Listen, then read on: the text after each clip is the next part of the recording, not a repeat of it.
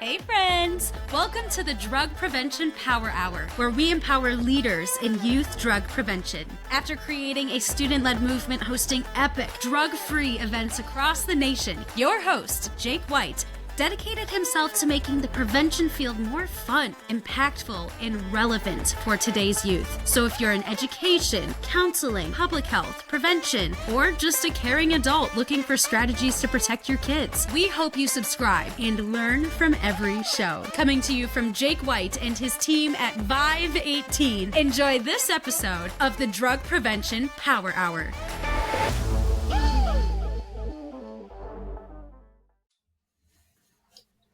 Welcome back. This is another episode of the Drug Prevention Power Hour.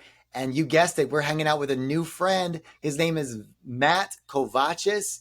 And just to tell you a little bit about Matt, he is an ex-corporate banker turned mental health speaker, facilitator, and executive coach. And he runs this organization called Purposely Present. It really caught my eye. And it's interesting the way he's working with youth and college students. And we're talking all about self-criticism versus self-compassion today. So Matt, welcome to the Drug Prevention Power Hour, man. Thank you for having me, Jake. I really appreciate the introduction. I'm super amped to be here. I took a look at the podcast beforehand. I think you're doing amazing work. So just want to give you your well-deserved flowers. I appreciate that, dude. I always love a good pat on the back and a little gratefulness. And back at you because, I mean, every guest here is special to me because you're pouring out your expertise, your passion into other people.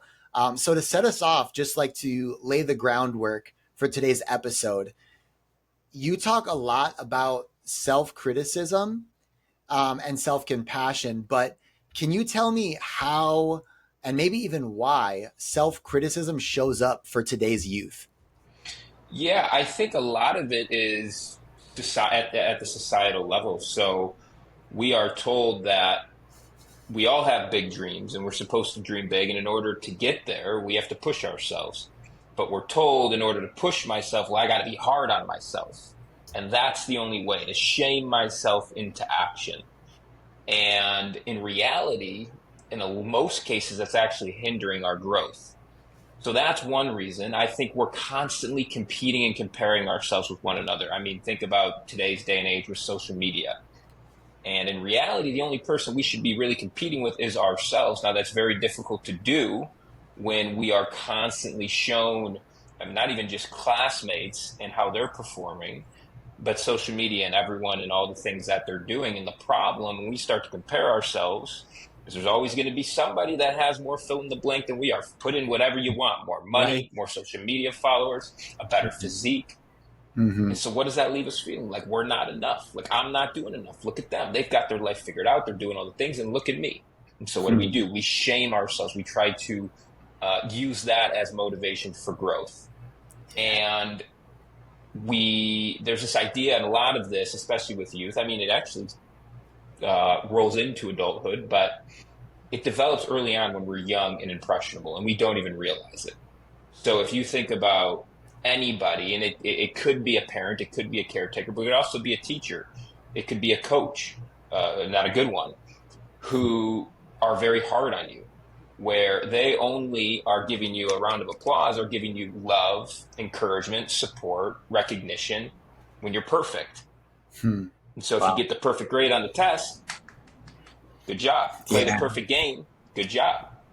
But if you don't, what's wrong with you? What are you doing? No more going out with your friends. You got to study more. Why aren't you practicing more? What's wrong with you? And so what that leads us to believe, whether we realize it or not, often subconsciously, is that in order to get the things that I crave, recognition, love, support, I've got to be achieving. I've got to be perfect. And if I'm not, well, then I'm going to criticize myself in the same way that I was criticized growing up. And so those are a few of the ways. There's many more, but a few of the kind of the ways that I see most often self-criticism show up, why it shows up, especially in the youth.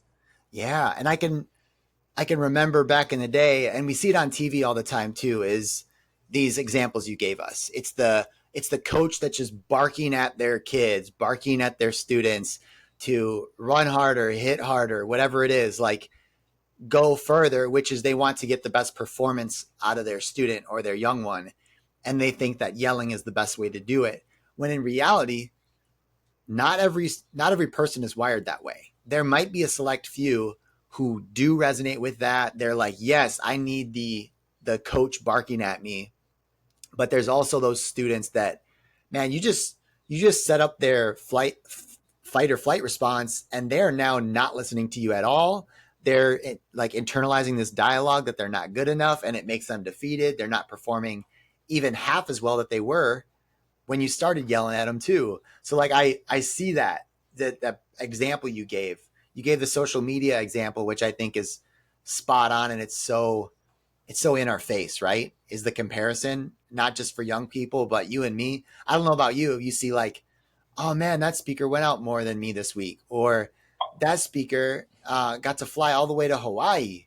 Why haven't I got booked in Hawaii? Like all this comparison that kind of hits all of us. So I deeply resonate with this, Matt. Yeah, I mean, I do it still, and I'm cognizant of it because a lot of us do it when we don't have even the awareness that it's happening.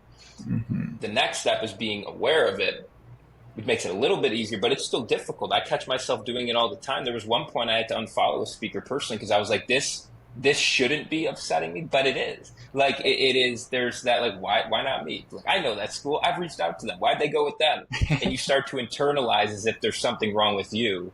And in reality, that's not the case. And the other problem with self-criticism is what you just said, which is it activates that stress response, that fight or flight response. Yeah. And when we get into that state, I mean, I'm sure you can speak to this as well, probably better than I can, but it leads to a whole host of both mental and physical health challenges, right? Which a lot of people don't realize. Like, it's not just mental. Like, personally, I used to have a face full of acne. I was chronically stressed. Now, I'm not saying that I'm not going to attribute everything to the fact that I've given myself a little bit more grace and regulated my nervous system as the result for the acne going away. But my skin, my skin routine hasn't changed, Jake. I still do the same thing for my skin, and that's not much.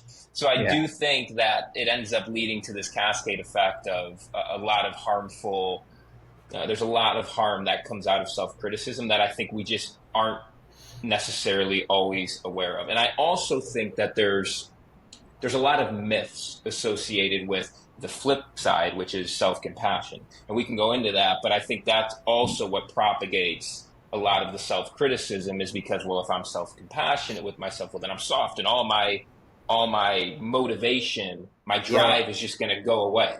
Yeah. Okay. I'm glad I was saving that question because I'm like, this is going to be in not every person's brain, but if you're watching over young people thinking we do have to guide them, help them experience, like set limits and guardrails, push them to be their best, like those kind of things, that's not what you're saying. You're not saying we shouldn't have high expectations or we shouldn't be coaching young people.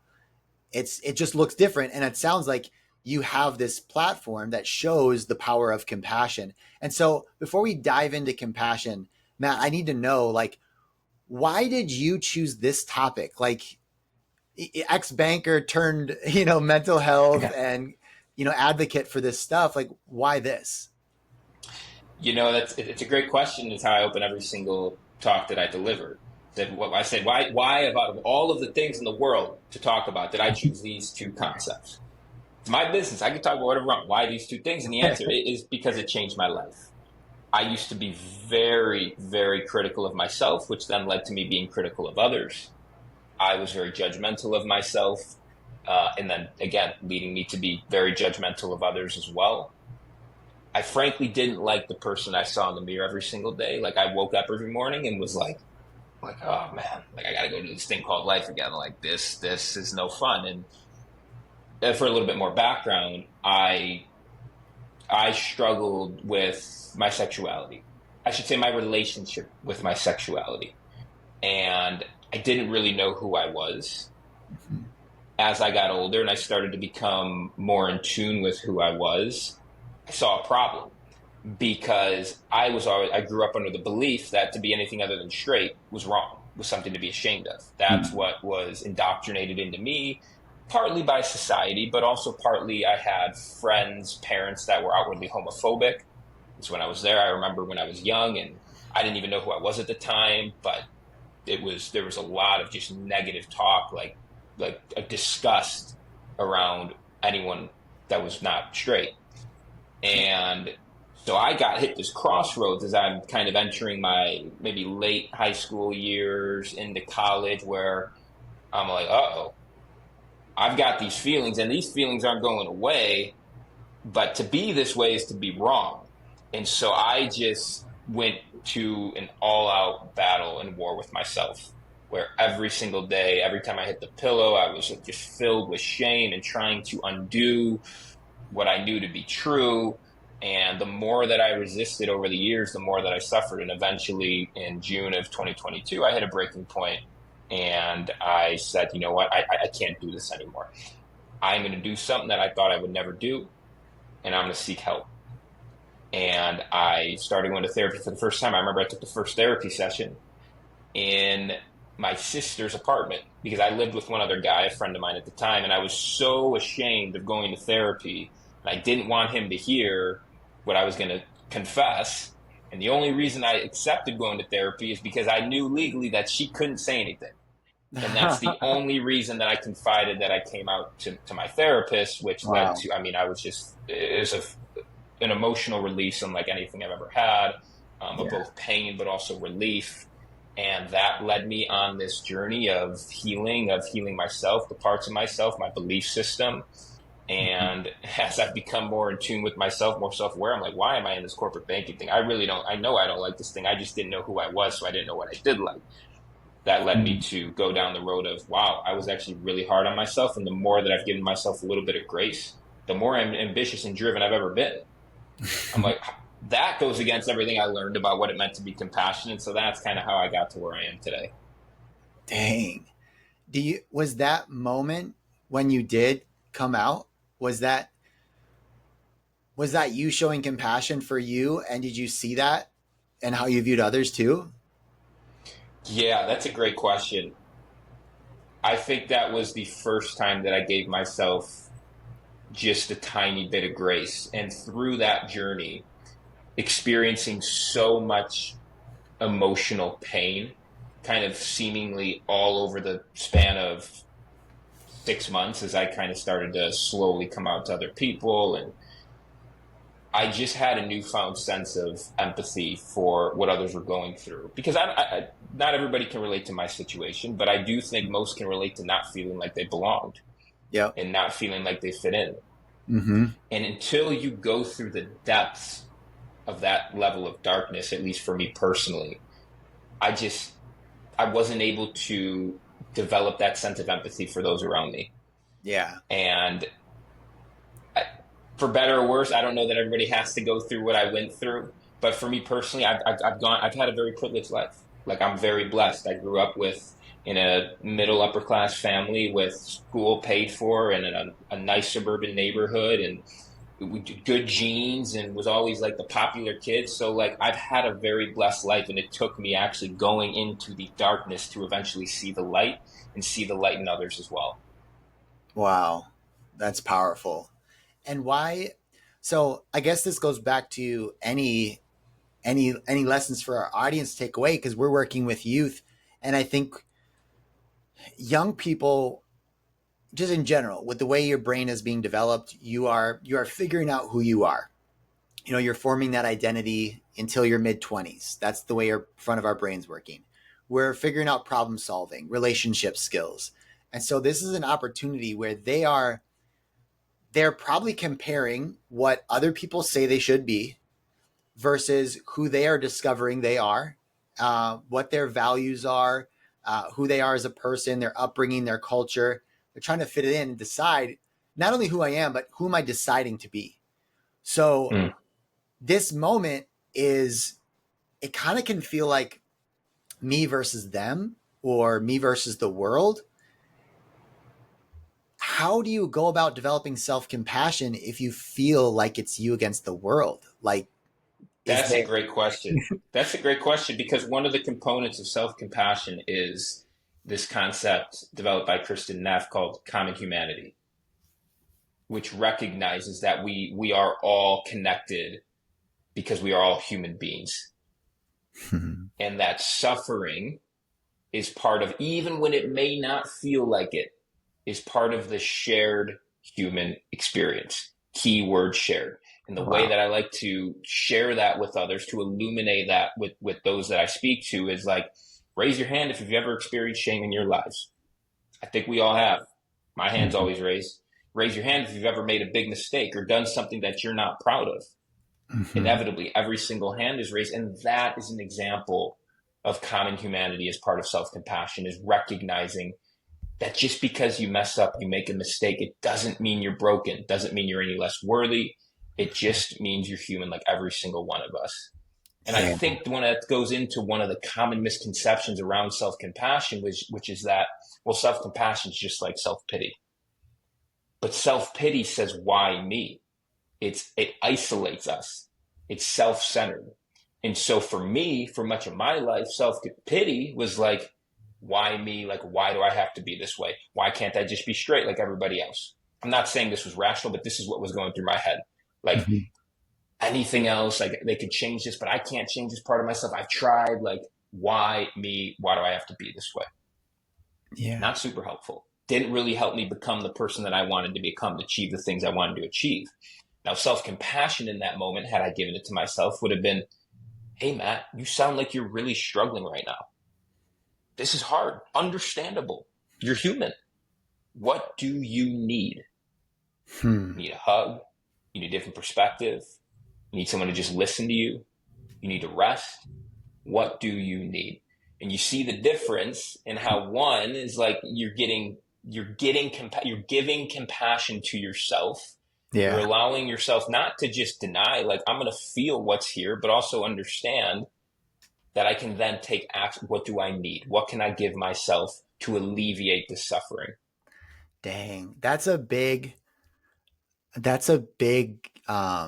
I guess like mic drop statement you just made. Because if you think of, I mean, I'm just gonna re-say it for the audience, is self-pity is why me, self-compassion is what do I need. It's taking you from a stance of why me, I'm pity, like pity me, I cannot help my situation, nothing can become better, my life is terrible, which is a dangerous place to live. And like you said, it's based in isolation and it's a lie. Whereas self compassion is, I'm in a situation, I can do something about it. It's not a them versus me situation. You're probably not alone, and there are things you can do, people you can have support you, which is a great place to be in, and that's how we're designed.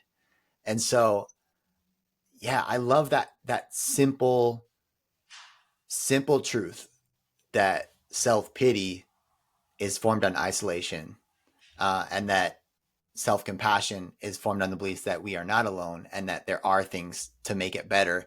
And I would love to talk about more of your work with college students and young people, and ask you, since the people listening here also work with young people and maybe they're being very critical of themselves, what are some things that we can do as leaders, as maybe adult guides in their life, to be more supportive and to be more compassionate, or to help them develop that lens of self compassion?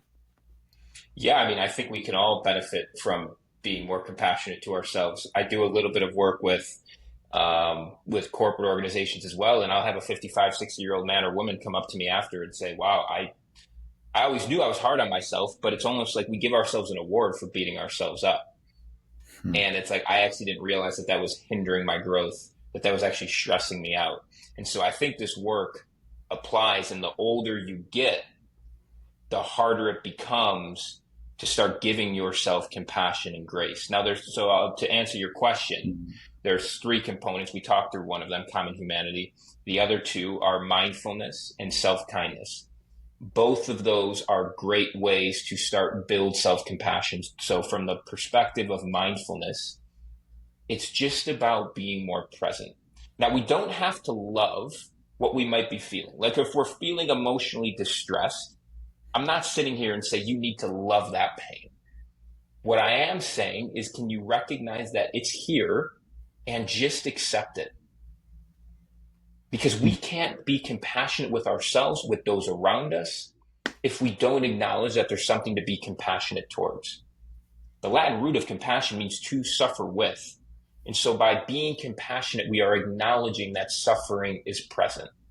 And so being more mindful, I think we all think about it as like, well, that means I got to be sitting in a dark room with a candle lit and Buddhist music playing, cross-legged. Like, that's one form of mindfulness. I've done it. It's relaxing. That's just one form of meditation. Mindfulness is anything that can help bring your body and your mind into the same place.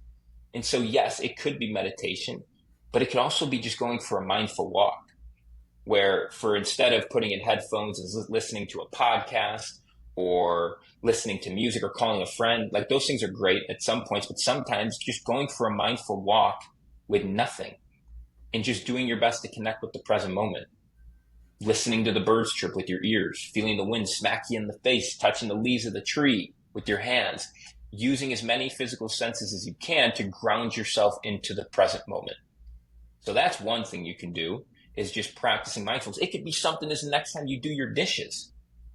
Like, don't also talk to your spouse, your partner, or try to study or listen to whatever it might be, but just pay attention to the act of doing your dishes, feeling the water hit your hands, moving your dishes from one place to the other. And you'd be surprised how, quickly, if you don't practice mindfulness consistently, you're going to be distracted or like, I need to be doing something else or grab for something else. But I think if we can start to shift the narrative around what mindfulness is, we can really start to make some headway. Because mindfulness is just about training the mind to focus. That's it. Yeah. Like, just the same way we train we want bigger biceps. What do? We all are a lot of us are concerned about our physical health, and, that's great. But mindfulness is just training the mind. It's exercise for the mind.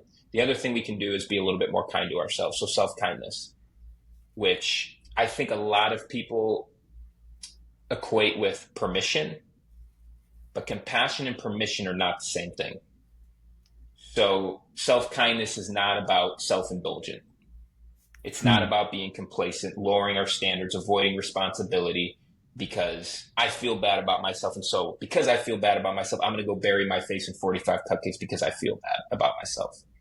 I'm not anti-cupcakes, maybe not 45 of them. But the point is, self-kindness is about prioritizing our long-term well-being. And I always like to make the analogy with, like, most of us have pets, a dog.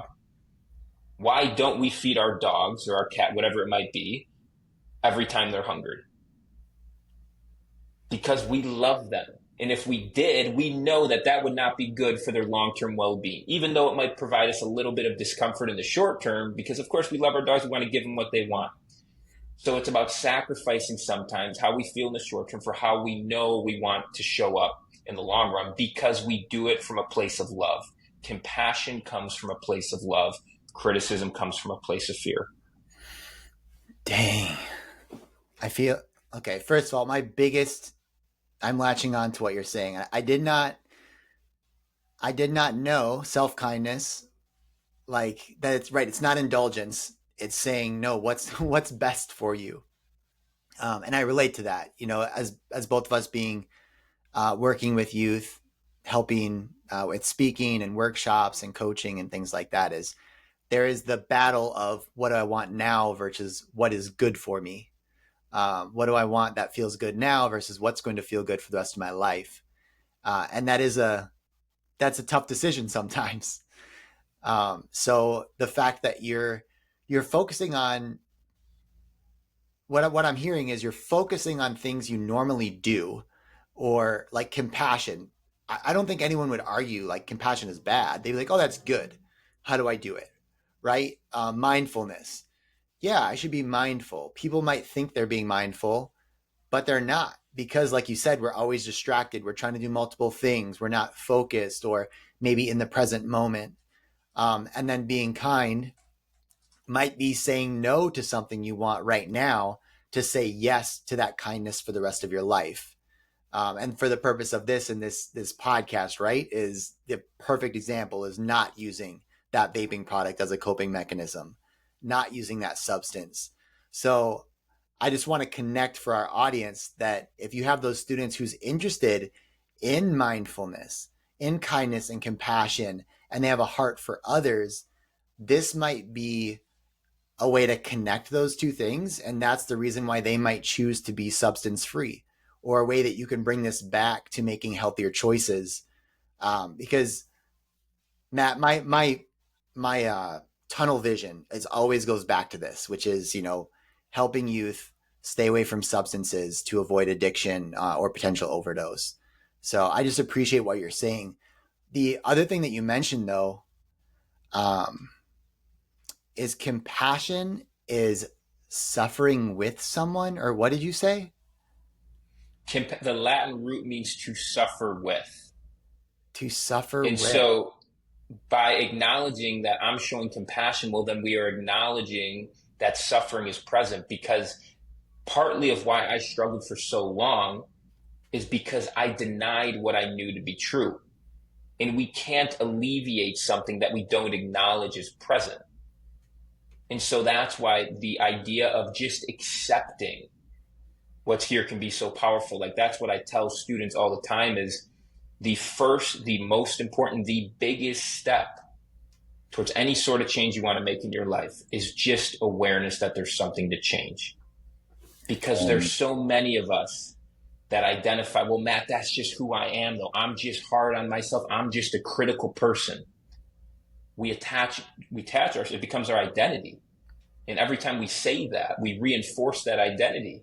It becomes a more deeper and deeper belief that we hold about ourselves. And so through mindfulness, we can just become more aware of when that inner voice gets a little crazy, runs a little wild, gets a little irrational. And the next time we feel that, we feel it coming on, we can just take a little step back, practice awareness, detach from that voice just a little bit, so that instead of attaching ourselves and the emotions that then provides, we can just start to observe it. Don't judge it, just observe it. What's it saying? What's that inner voice saying? Is that true? Well, what if that wasn't true? What evidence do I have that that's true? Because the more we do that, the more ownership we can take over our lives, the more we can actually realize, well, oh my gosh, every time I'm around this person or in this environment, my inner critic starts to get really crazy. And normally that's because our body is trying to protect itself. It feels a threat. And so it wants us to stay small or to try to fit in. And so we appease or we try to fit in. So if you can recognize that, oh my God, every time I'm around Sally or John, my inner critic starts to run wild and I get insecure. Well, now look what you can do with that information. But at least you have it. Maybe those people aren't serving you anymore. Maybe it's having a conversation with a friend, someone you trust. But just having awareness is very eye-opening for people. Yeah. I think that's one of the things I get most about this work is eye-opening. Yeah. And I think that's why. Because it was eye-opening for me. Yeah. I don't know if it's just because Easter was yesterday when we're recording this. And I'm just like, boom, compassion. Jesus, what an insane example of God in the flesh who should have came down and judged us and said, you're imperfect, you suck, you're terrible, there's no hope for you. Like all the stuff we tell ourselves. And instead, our creator says, no, I made you like this for a reason. I know you deal with this stuff. That's what humans do. Views us as a child, but with compassion suffered for us on the cross and like took on our flaws, our sin for us, paid the ticket for us to be right. And it's just such a cool example as I go throughout and I meet incredible people like you, Matt, and we learn about ourselves and about the world. I'm just completely in awe of this like 2,000-year-old example of one guy who walked the earth that kind of like laid a groundwork for all this stuff. And we might think we have it, right? Like, oh yeah, I know. Or I think I found out something new. And it's like, boom, it's there. It's compassion. And I love the way that you explain it. And to leave us, I'm imagining a a person who works with young people, right? They've got someone in their student club. They're running a prevention club or a mental health club, and they've got that student who's really critical, and they give that the answer, or they're really hard on themselves, and they say, "Oh man, I just suck at this," or "No, I'm not good at doing that," or "That's just the way I am." Matt, what are some things? How can we respond? Like, what's a sentence we can say? What's the response that is compassionate, or not? Maybe not that. What's the response we can use that helps them be compassionate to themselves? How do we respond to help them do that? Yeah, I think that's a great question. And I think it depends on the person, the scenario. But generally speaking, I think one thing you can do kind of universally just to kind of illuminate, bring more awareness to the problem is identify whatever that limiting thought, that belief is. I'm so stupid for not figuring this out. Okay, we can write it down, identify it. And we've now identified what our reaction is to it, which is I'm ashamed because I can't figure this out. But then ask that student, well, what would you say to a friend if they came up to you in this scenario and they brought this to you? How would you respond? Because inevitably, the answer is going to be far different from how they respond to themselves. Wow. And just by doing that, you've illuminated the problem to them. It's like, what would a good coach say to you? Like, that's who I want in my corner. Yeah. And so I think as an exercise as simple as that can be really powerful. That's how I open most of my talks that I give is imagine a scenario where your best friend's suffering and they've come to you for support. How would you show up? What would you say to them? Your energy, your tone of voice. Okay, now envision that same scenario, same thing, but this time it's happening to you. How are you showing up for yourself? What types of things are you saying to yourself? Same type of deal. And then I ask people, let's see a show of hands. Who here treats their friends, their loved ones, their best friend with more support than themselves? And inevitably, almost every single hand goes up, including myself in a lot of cases. Definitely when I was sitting in their shoes, and it's still in some cases now because it's programmed into us. So I think understanding that, like, I still am critical of myself sometimes. That's normal. But just understanding that it's normal. And because I love myself, I'm going to respond instead with compassion.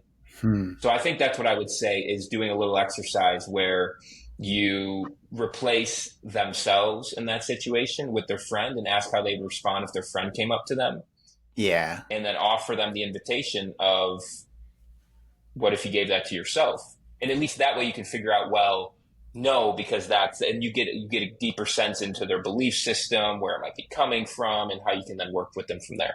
Yeah, that's super helpful. I can actually see myself doing that, and that's easy to implement. And if someone is being like that in front of me, I could absolutely say, oh yeah, if your friend were dealing with this problem we're having right now, yeah, what would you say to them? And then have that switch. I think well, how are you treating yourself differently? Yeah. That's 100%. Anything to normalize what they're going through. Because most of the time it is just that, it's a human experience. And so the more that you can normalize the fact that they're having just that, the more seen they feel, the more they're like, oh, wow, yeah, I don't have to be this hard on myself. And you just see it time and time again. I mean, I've seen it from students. I've seen it in podcasts, like famous podcasters. I've seen it in people I work with that are much older. Like, this work is agnostic for a reason. It's not your fault that you are this way. A lot of times it was indoctrinated by society, by cultural norms, by, again, caretakers, teachers, whoever it might be. So understand that it's normal. And because we love ourselves, because we want to show up better for ourselves with more love so we can show up better for those around us, I'm going to choose to give myself a little grace, not permission, not to indulge, but so that I can then ask myself the question, what do I need? How can I make this situation better? What can I learn from this situation? Matt, this is good. Dude, I've had so much fun chatting with you about this, and I feel like we barely scratched the surface. So if people want to learn more about you, about self-compassion, the work that you do, which I saw on your website, right? It's speaking, workshops, training, coaching, and this is your lane. Where can they go to find out more about you? Yeah, you nailed it, man. Speaking, workshops, training, coaching, mattkovatchis.com. You can also shoot me an email at matt@mattkovatchis.com. I do a lot of, almost exclusively work with college students. I do a lot of work with high schools, nonprofits here in Chicago. I mentor a high school a junior that I've had through an organization since he was an incoming freshman. So I've seen his kind of journey through. So Cool. This is what I do. I'd love to support the organization or yourself. But Jake, thanks for the time. It's truly is a wonderful conversation, and I could really feel that you were listening to me the entire time. Yeah, of course, Matt. Well, you're doing great work. And for everyone who's listening to this, you are doing incredible work. I hope that this talk was valuable for you. Again, if you think of somebody who needs to hear this, please share this episode with them. If you love the podcast, please leave a review and a rating. If you don't love the podcast, skip that. And then, as always, just keep up the amazing work that you're doing in your community, because you are changing lives. You are making a difference. And sometimes we might get critical of ourselves and our job. And what I'm hearing from Matt today is that is normal. That's okay. But we can practice these things to realize that we are making a difference. We be a little bit more compassionate to ourselves, especially when you're doing world-changing work. So everyone, this has been a great time, and we'll see you next Monday on the Drug Prevention Power Hour. Thanks for listening to this episode of the Drug Prevention Power Hour podcast. If you love the show, make sure to leave a review and share what you've learned. And if you need help reducing substance use among youth by educating and engaging students in prevention, visit vive18.com for more information, tools, and resources.